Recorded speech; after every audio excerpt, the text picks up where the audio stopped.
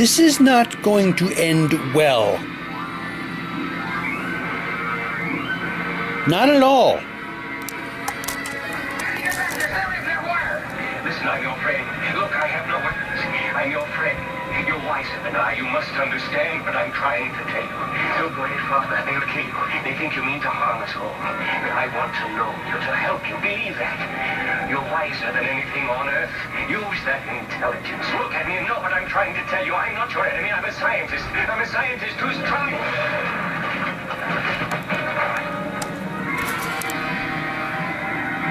Told ya.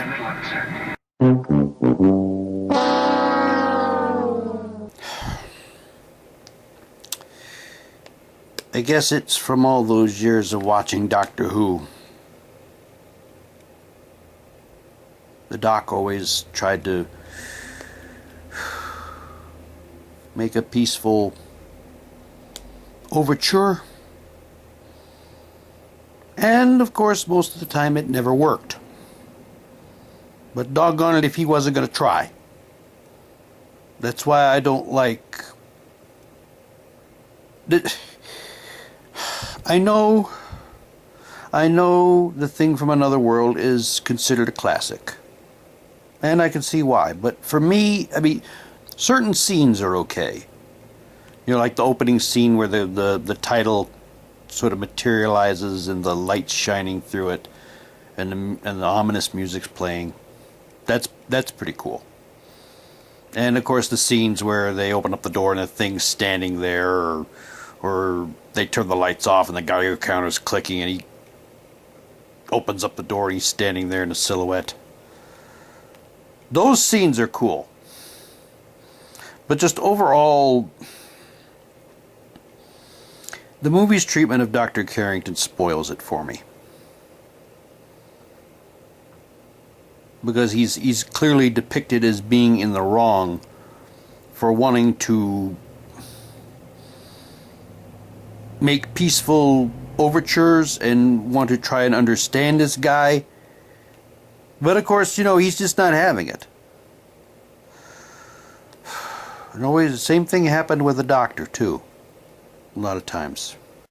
I finally started reading this when I got it. I got this last year at Chicago TARDIS, and I got it autographed by the artist too. But yeah, didn't always go so well for him either.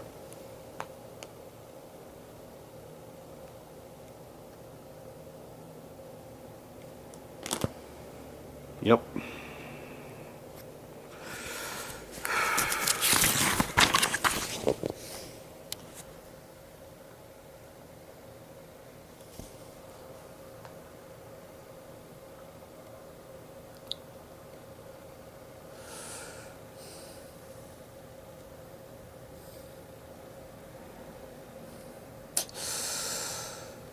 Yep.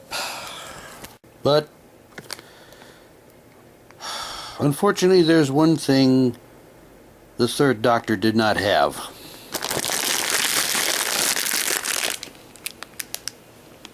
Jelly babies.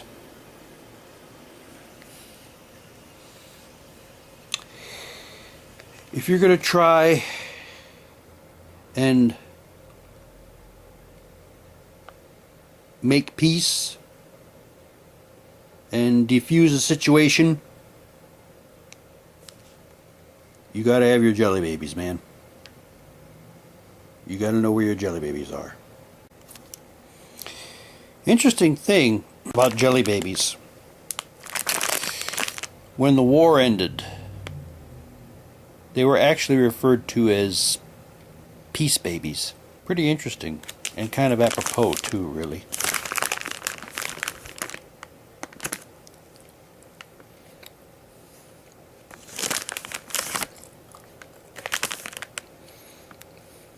Yeah, see, by 1918, they were invented in 1864 by an Austrian immigrant working at Friars of Lancashire, and were originally marketed as unclaimed babies. By 1918, they were produced by Bassett's in Sheffield as peace babies to mark the end of World War I. Bassett's themselves have supported the Peace Babies name. Production was suspended during World War II due to wartime shortages. And they were relaunched as Jelly Babies in 1953. Like I said, if you want to make peace, you gotta have your Jelly Babies.